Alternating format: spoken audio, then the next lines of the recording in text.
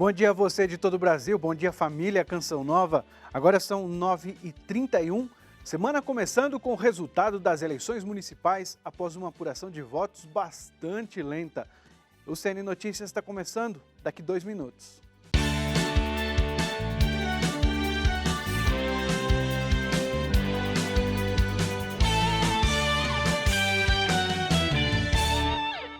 Nós vamos a Brasília agora chamar o Otávio Martins, que tem informações do TSE. Oi, Otávio. Alguns problemas na apuração, né?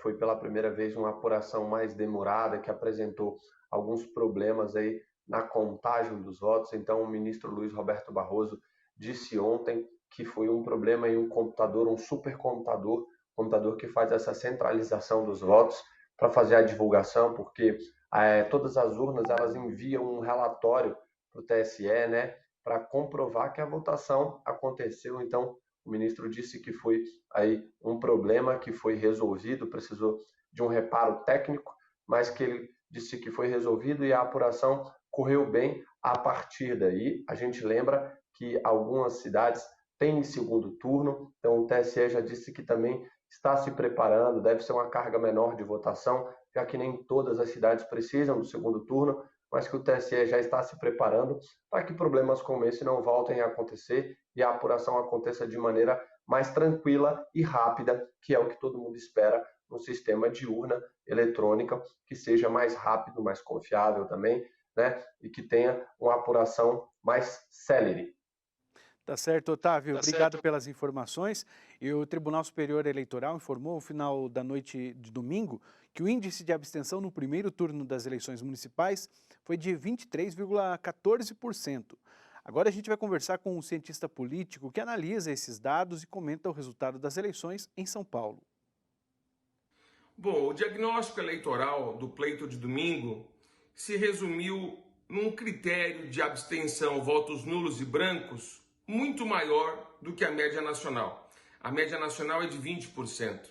Em alguns estados, por exemplo, como São Paulo, Rio de Janeiro, esse patamar chegou a quase 40%. Então, o índice de abstenção, votos nulos e brancos, foi alto nos estados da região Sudeste, Centro-Oeste e Sul. Agora, no Norte e Nordeste, esse patamar chegou a 20%. Portanto, não foi tão grande. Dentro da normalidade, foi um pleito tranquilo, alguns incidentes em relação ao e-título, mas a justificativa eleitoral pode ser realizada no prazo de 60 dias. Então, eu acho que o país deu uma grande lição de democracia, alguns aspectos ideológicos distintos em algumas capitais. Em São Paulo tivemos uma surpresa do candidato segundo colocado entrando na disputa, em virtude de um voto que me parece um pouco de descontentamento em relação ao governo federal, mas enfim, eu acho que isso reflete o anseio da população em todos os estados e parabéns à festa da democracia.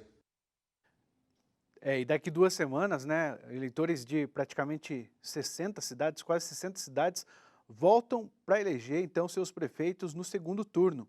Veja aí o resultado de algumas capitais. Por causa de uma instabilidade no sistema de processamento dos votos lá em Brasília, no Tribunal Superior Eleitoral, São Paulo ficou por muitas horas sem saber quem iria ao segundo turno. Por fim, o segundo turno, que ocorre no dia 29 de novembro, ficou entre o atual prefeito de São Paulo, Bruno Covas, do PSDB, e Guilherme Boulos, do PSOL. E aqui no Rio de Janeiro teremos sim o segundo turno das eleições municipais este ano. Dia 29, o ex-prefeito Eduardo Paes do DEM ficou em primeiro lugar. Em segundo, o atual prefeito Marcelo Crivella. Aqui em Curitiba, o prefeito Rafael Greca foi reeleito. Assim como apontavam as pesquisas de intenção de voto, o atual prefeito de Belo Horizonte, Alexandre Calil, foi eleito no primeiro turno e com uma larga vantagem em relação aos demais candidatos e segue à frente da capital mineira pelos próximos 4 anos. Aqui no estado de Sergipe, as eleições foram consideradas, em geral, tranquilas pela Polícia Federal e o Tribunal Regional Eleitoral. 86 urnas foram substituídas por apresentar problemas e a Polícia Federal registrou 49 crimes eleitorais em todo o estado. A maioria deles foram de compra de voto. E o resultado final das eleições municipais aqui em Aracaju confirma que haverá segundo turno entre o candidato do PDT e atual prefeito Edivaldo Nogueira e também a delegada Daniele Garcia, do PL. Nós vamos acompanhar as eleições no segundo turno e levar para você os resultados aqui de Aracaju. Olá, muito bom dia. Vitória terá segundo turno. O delegado Pasolini, do Republicanos, vai disputar a vaga com o ex-prefeito da cidade, João Coser, do PT. O atual prefeito, Luciano Rezende, não conseguiu eleger o seu sucessor. Ele apoiava o candidato Fabrício Gandini, que às vésperas da eleição aparecia empatado com o candidato do PT. Gandini foi o terceiro mais votado neste domingo. Além da capital, na região metropolitana, haverá segundo turno em Vila Velha, Serra e Cariacica. De Vitória, Renata Rocha, para o Canção Nova Notícias, edição da manhã. E a seguir tem a previsão do tempo. Você acompanha agora imagens de Florianópolis. Por lá, a máxima deve chegar aos 26 graus.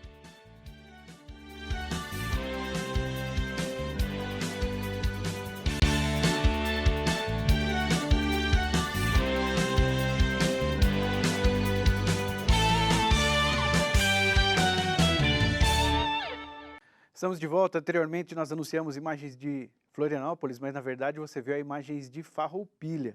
E agora a gente segue falando de economia, porque a partir de hoje começa a funcionar 100% o Pix, um novo sistema de pagamento instantâneo criado pelo Banco Central. A plataforma passou por testes durante 2 semanas. Agora todas as 762 instituições financeiras e mais de 50 milhões de clientes já cadastrados vão poder usar a plataforma, que deve funcionar 24 horas por dia, todos os dias do ano. Só lembrando aí, que o Pix é uma nova forma de transferir dinheiro. A ideia é que ele torne as transações financeiras mais simples e rápidas. As pessoas têm apenas de cadastrar uma chave, uma senha individual no banco do qual tem recursos, e aí usar o próprio telefone celular para fazer pagamento ou transferência. E o INSS deve começar hoje o atendimento de perícias médicas por telemedicina. O serviço vai ser apenas para trabalhadores que buscam a concessão do auxílio-doença e deve se estender até 31 de janeiro. A medida atende a uma determinação do Tribunal de Contas da União. Durante a pandemia, a situação se agravou ainda mais e boa parte das agências do INSS continuam fechadas. Vamos falar do tempo? Uma frente fria avança sobre o Brasil e provoca mudanças nas condições de tempo. Nos próximos dias, áreas do sul, sudeste e até no nordeste ficam com risco de temporais. No sul, segunda-feira com garoa no Rio Grande do Sul. Chove em alguns momentos do dia em Santa Catarina. Já no Paraná, a chuva chega a partir da tarde. Há alerta de temporal em Minas Gerais e no Espírito Santo. Nas demais áreas do Sudeste, chove de forma isolada no final do dia. No Centro-Oeste, chove no Mato Grosso do Sul. Para as demais áreas, o sol aparece pela manhã e chove entre a tarde e a noite. Chove forte em Goiás. No Norte, chove em todos os estados. Há risco de temporais no Amazonas e no Pará.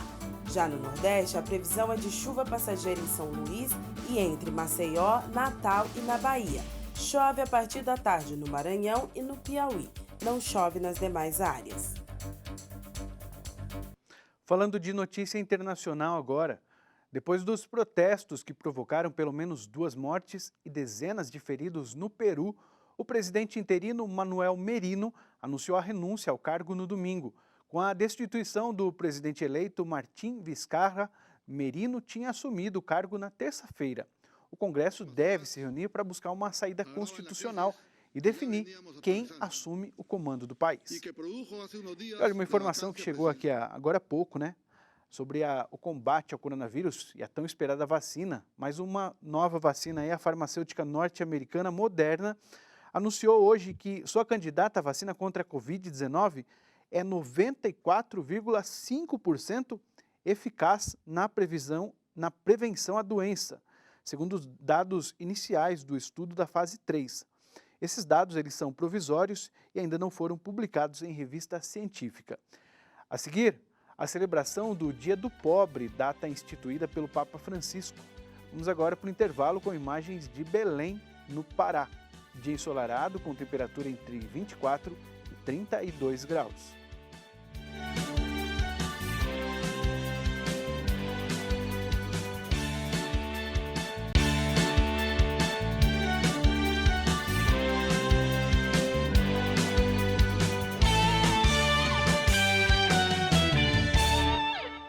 CN Notícias ao vivo da capital paulista, agora faltando 12 minutos para 10 da manhã. O Papa Francisco celebrou no domingo o Dia Mundial do Pobre. A celebração teve a presença de moradores de rua. As informações direto de Roma, com a Lísia Costa.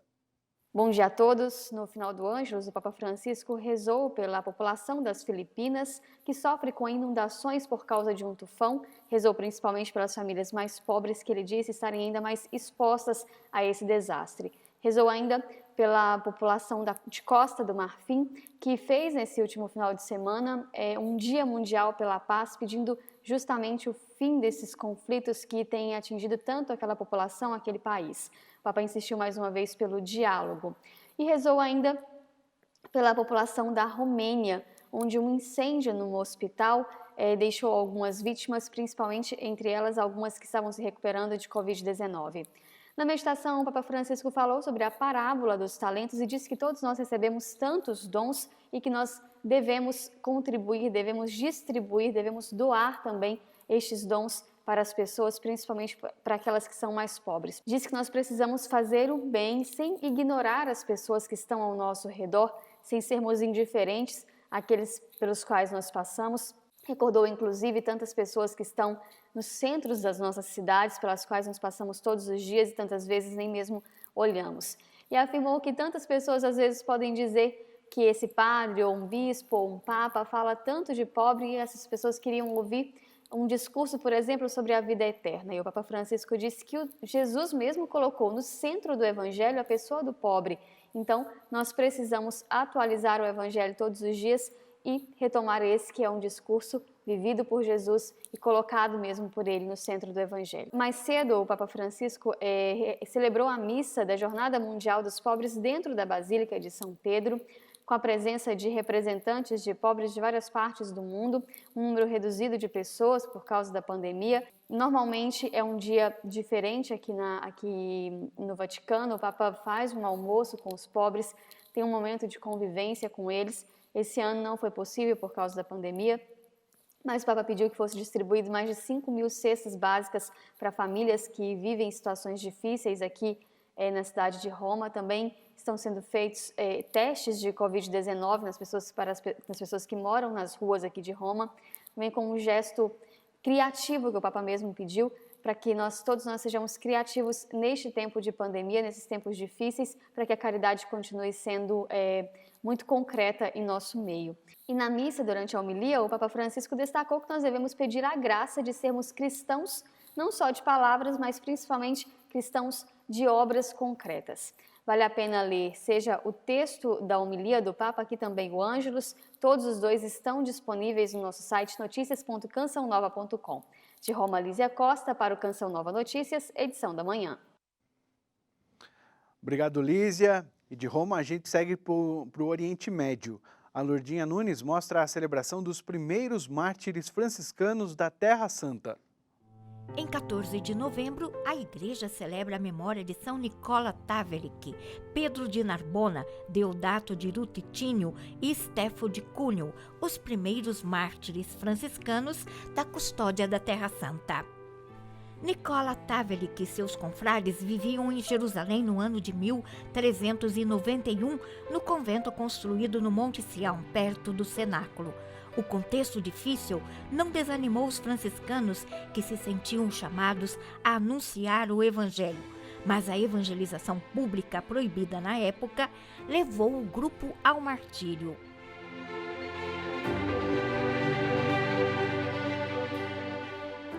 Em 21 de junho de 1970, na Basílica do Vaticano, o Papa Paulo VI proclamou santo os mártires de Jerusalém de 1391.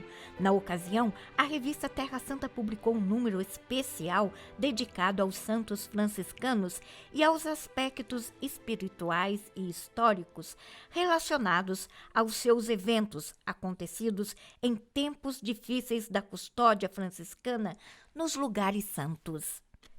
E para celebrar os 50 anos da canonização dos primeiros mártires franciscanos da custódia da Terra Santa, Frei Francesco Patton celebrou a missa aqui na Basílica do Santo Sepulcro de manhã bem cedo. Na homilia, Frei Francesco Patton destacou que para os frades da Terra Santa, o testemunho de São Nicola e de seus companheiros constitui um exemplo de vida cristã integral, de plena adesão à vocação e à coragem missionária. Esta realidade ainda hoje encontra no martírio a perfeita imitação de Cristo. No martírio de São Nicola e seus companheiros. No martírio de São Nicola e seus companheiros, há também um outro aspecto muito atual, o da internacionalidade.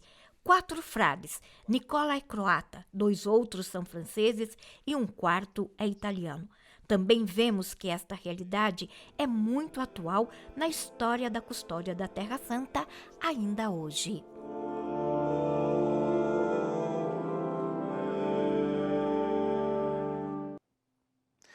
E assim a gente encerra esta edição do CN Notícias, edição da manhã. Outras informações você pode conferir no site noticias.cancionova.com ou no Canção Nova Notícias, edição da noite, às 6:45. Um bom dia e até amanhã. Você fica agora com o Cantinho da Criança.